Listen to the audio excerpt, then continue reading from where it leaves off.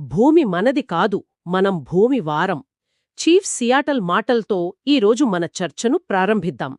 వాతావరణ మార్పు గురించి మనం రోజూ వింటూనే ఉంటాం, కాని కొన్నిసార్లు దాని తీవ్రత ఆ అంకెలలో చూసినప్పుడే మనకు పూర్తిగా అర్థమవుతోంది. ఐపీసీసీ నివేదిక ప్రకారం భూమి ఇప్పటికే 1.1 డిగ్రీల సెల్సియస్ వేడెక్కింది. మరోవైపు ప్రతి సంవత్సరం మనం దాదాపు 10 మిలియన్ హెక్టార్ల అడవులను కోల్పోతున్నాం. ఈ రెండు విషయాలకు మధ్య అసలు సంబంధమేమిటి? ఆ రెండింటి మధ్య ఉన్నది కేవలం సంబంధం కాదు, అది ఒకదానిపై ఒకటి పూర్తిగా ఆధారపడిన బంధం. అడవులను మన గ్రహం యొక్క ఊపిరితిత్తులు అనడం మనం చిన్నప్పటినుంచి వింటూనే ఉన్నాం. అది అక్షరలా నిజం. మనం విడుదల చేసే కార్బన్లో అంటే CO2లో దాదాపు 3/4 ఈ అడవులే పీల్చుకుంటాయి. అవి లేకపోతే మనం ఇప్పుడు చూస్తున్న 1.1 డిగ్రీల వేడి ఎప్పుడో 2 డిగ్రీలు దాటిపోయేది. కాబట్టి మనం అడవులను నరుకుతున్నామంటే వాతావరణ మార్పుతో పోరాడటానికి మనకున్న అతిపెద్ద సహజ ఆయుధాన్నే మనమే నాశనం చేసుకుంటున్నామన్నమాట. సరిగ్గా చెప్పారు. అందుకే ఈరోజు మన చర్చలో ఈ సంక్షోభాన్ని ఎదుర్కోవడానికి ప్రపంచ దేశాలు చేసిన రెండు అతిపెద్ద ప్రయత్నాల గురించి కొంచెం లోతుగా మాట్లాడుకుందాం. ఒకటి 1997 నాటి క్యోటో ప్రోటోకాల్, రెండోది 2015 నాటి ప్యారిస్ ఒప్పందం. అసలు వాతావరణ మార్పు అడవులను ఎలా దెబ్బతీస్తోంది? ఈ ఒప్పందాలు ఎంతవరకు పనిచేశాయి?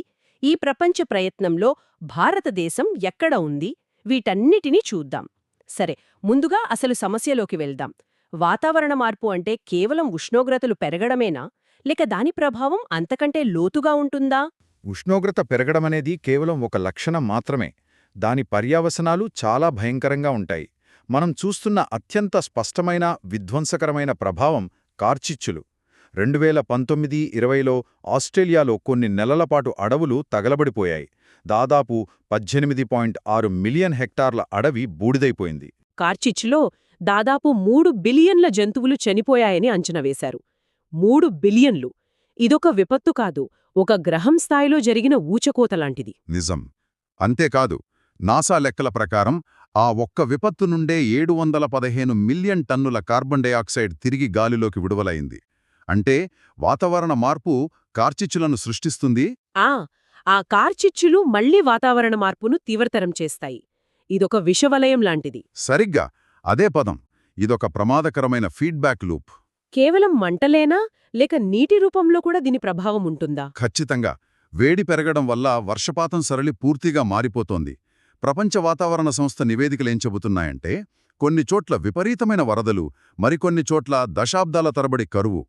దీనికి ప్రత్యక్ష సాక్ష్యం అమెజాన్ వర్షారణ్యం.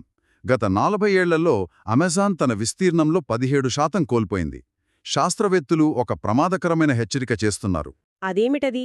టిప్పింగ్ పాయింట్ అనేదో అంటారు కదా, దాని గురించేనా? సరిగ్గా అదే.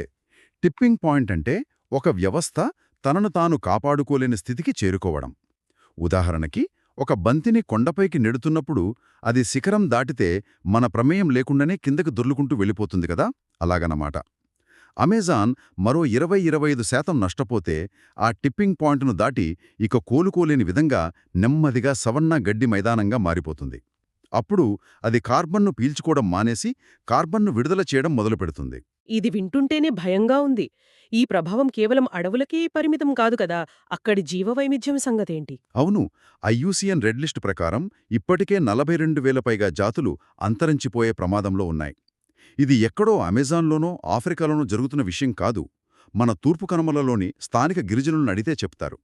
20 ఏళ్ల క్రితం తాము చూసిన ఎన్నో రకాల చిన్న పక్షులు, కీటకాలు ఇప్పుడు కనిపించడం లేదని, వాగులు ఎండిపోతున్నాయని వాళ్లు ఆవేదన వ్యక్తం చేస్తున్నారు. దీనివల్ల మరో సమస్య కూడా పెరుగుతోంది.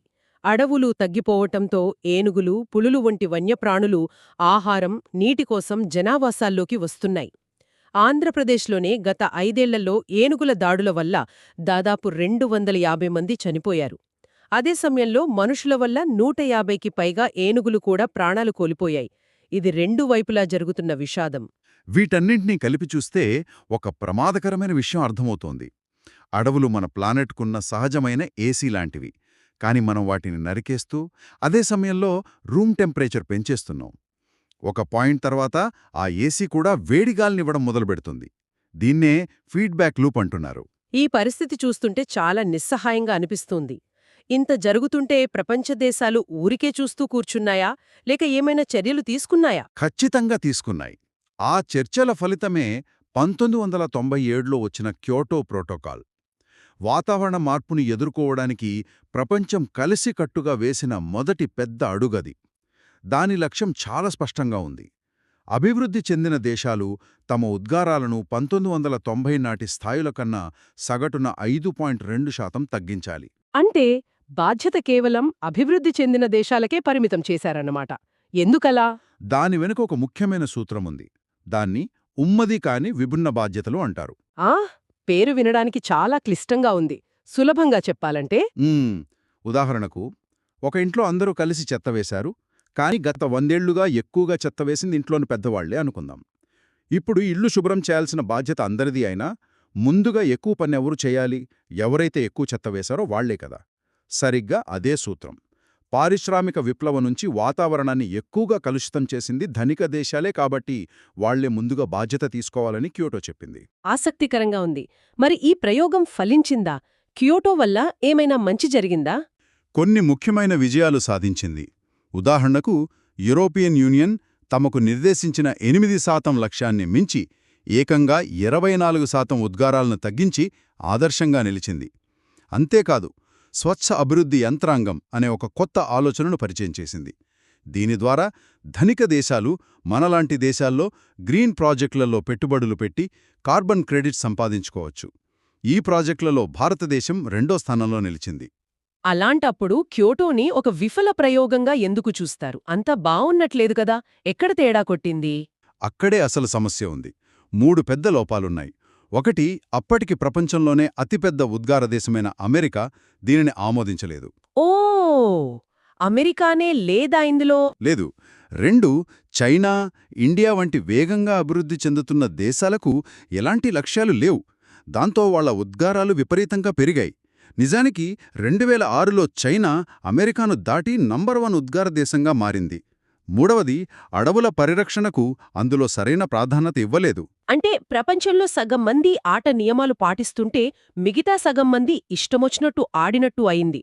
మొత్తానికి క్యోటో ఒక ముఖ్యమైన మొదటి అడుగు వేసింది, కానీ గమ్యాన్ని చేరలేకపోయింది. అవును, క్యోటో ఒక పునాది వేసింది, కాని దానిపై బలమైన భవనం కట్టలేకపోయింది. ఆ లోపాలను సరిదిద్దడానికే 2015లో పారిస్ ఒప్పందం తెరపైకొచ్చింది.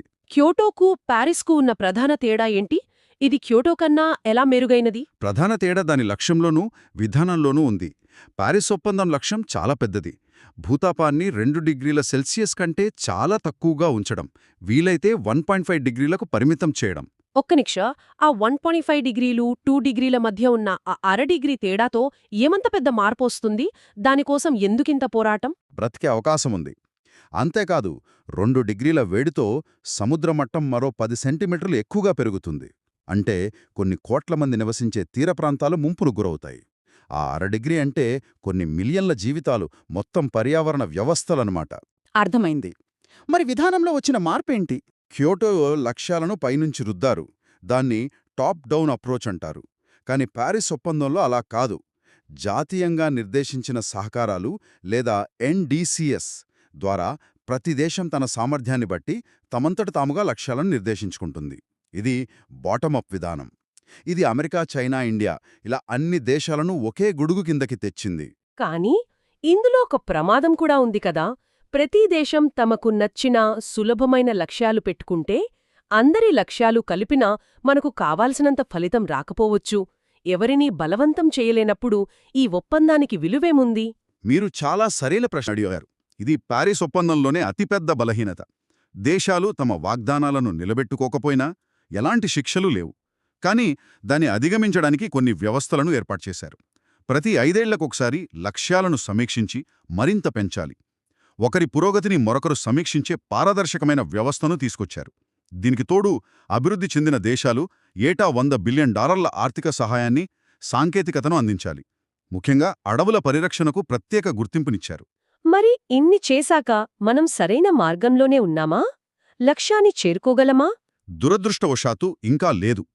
ఐక్యరాజ్యసమితి తాజా నివేదిక ప్రకారం ప్రస్తుత వాగ్దానాలన్నీ 100% అమలైనా సరే ఈ శతాబ్దం చివరి నాటికి భూతాపం 2.5 నుంచి 2.9 డిగ్రీలకు చేరుకుంటుంది. ఓరీ దేవుడా, ఇది చాలా ప్రమాదకరమైన స్థాయి కదా. సరే, ఈ ప్రపంచ చిత్రంలో మన దేశం పాత్రేమిటి? భారతదేశం ఏం చేస్తోంది? పారిస్ ఒప్పందంలో భారతదేశం చాలా చురుకైన పాత్ర పోషిస్తోంది. మనం మన జాతీయ లక్ష్యాలను ఇటీవల మరింత పెంచాం. వాటిలో 3 ముఖ్యమైనవి ఉన్నాయి. 1. మన ఆర్థిక వ్యవస్థ యొక్క ఉద్గారాల తీవ్రతను 45% తగ్గించడం. 2. మన విద్యుత్ ఉత్పత్తిలో 50% శిలాజయేతర ఇంధనాల నుండి పొందడం. మూడవది అడవులకు సంబంధించిందే అనుకుంటా. 2030 నాటికి అదనంగా 2.5 నుంచి 3 బిలియన్ టన్నుల కార్బన్ సింక్ను సృష్టించడం. ఈ నంబర్ వినడానికి చాలా పెద్దగా ఉంది. అసలిది ఆచరణలో సాధ్యమేనా? చాలా మంచి ప్రశ్న. కేవలం చెట్లు నాటితే సరిపోదు, అవి బ్రతకాలి, పెరగాలి. అందుకే ప్రభుత్వం గ్రీన్ ఇండియా మిషన్ కింద 10 మిలియన్ హెక్టార్లలో అడవులను పెంచడం లక్ష్యంగా పెట్టుకుంది. దీనికి తోడు 2016లో తెచ్చిన కాంపా చట్టం ఒక పెద్ద మార్పు తెచ్చింది. దీని ద్వారా పరిశ్రమల కోసం అటవీ భూమిని తీసుకున్నప్పుడు వసూలు చేసే పరిహారంతో ఒక పెద్ద నిధిని ఏర్పాటు చేశారు. ఇప్పటి వరకు ఆ నిధిలో 1,00,000 కోట్ల రూపాయలకు పైగా జమయ్యాయి. అంటే మనం ఇన్ని నెగటివ్ విషయాలు మాట్లాడుకున్నా నిజానికి గ్రౌండ్లో కొంత పాజిటివ్ మార్పు కనిపిస్తోందన్నమాట. మన అడవులు నిజంగా పెరుగుతున్నాయా? లెక్కనేం చెబుతున్నాయి? అవును, ఫలితాలు కనిపిస్తున్నాయి. అటవీ సర్వే 2021 నివేదిక ప్రకారం 2019-21 మధ్యకాలంలోనే భారతదేశ అటవీ విస్తీర్ణం దాదాపు 3,000 చదరపు కిలోమీటర్లు పెరిగింది. ఇప్పుడు దేశ భౌగోళిక వైశాల్యంలో 24.62% అటవీ మరియు వృక్ష విస్తీర్ణముంది. తెలంగాణ హరితహారం, ఆంధ్రప్రదేశ్ జగనన్న పచ్చతోరణం వంటి రాష్ట్రాల ప్రయత్నాలు కూడా దీనికి దోహదపడుతున్నాయి కదా? ఖచ్చితంగా. అంతర్జాతీయంగా కూడా మనం అంతర్జాతీయ సౌర కూటమిని స్థాపించి నాయకత్వం వహిస్తున్నాం. దీని ద్వారా భారతదేశం వాతావరణ చర్చలలో ఒక బాధితుడి స్థానం నుంచి ఒక పరిష్కార ప్రదాతగా ఎదుగుతోంది. అయితే మనం వాస్తవికంగా కూడా ఉండాలి. తలసరి ఉద్గారాలు తక్కువే అయినా మొత్తం ఉద్గారాలలో మనం చైనా, అమెరికా తర్వాత 3వ స్థానంలో ఉన్నాం. మన విద్యుత్ ఉత్పత్తిలో 70% ఇంకా బొగ్గుపైనే ఆధారపడి ఉంది. ఇది కూడా ఒక పెద్ద సవాలే కదా? నిస్సందేహంగా బొగ్గుపై ఆధారపడటాన్ని తగ్గించటం మన ముందున్న అతి పెద్ద సవాలు. అలాగే అడవుల విస్తీర్ణం పెరిగినా వాటి నాణ్యతను పెంచటం కూడా అంతే ముఖ్యం. మొత్తం మీద క్యోటో నుంచి ప్యారిస్ వరకు జరిగిన ఈ ప్రయాణాన్ని చూస్తుంటే ఒక మార్పు స్పష్టంగా కనిపిస్తోంది. మొదట ఇది కేవలం ధనిక దేశాల సమస్యగా మొదలయ్యి ఇప్పుడు అందరి ఉమ్మడి బాధ్యతగా మారింది. సరిగ్గా. ఈ ప్రయాణం మనకొక ముఖ్యమైన పాఠం నేర్పుతుంది. వాతావరణ మార్పు, అటవీ పరిరక్షణ అనేవి విడదీయరాని సమస్యలు. అడవులను కాపాడకుండా వాతావరణం మార్పును ఆపలేం. వాతావరణం మార్పును ఆపకుండా అడవులను కాపాడలేం. భారతదేశం తన లక్ష్యాలతో, కార్యక్రమాలతో ముందుంది. కాని కేవలం ప్రభుత్వాలు, ఒప్పందాలు మాత్రమే ఈ సమస్యను పరిష్కరించగలవా?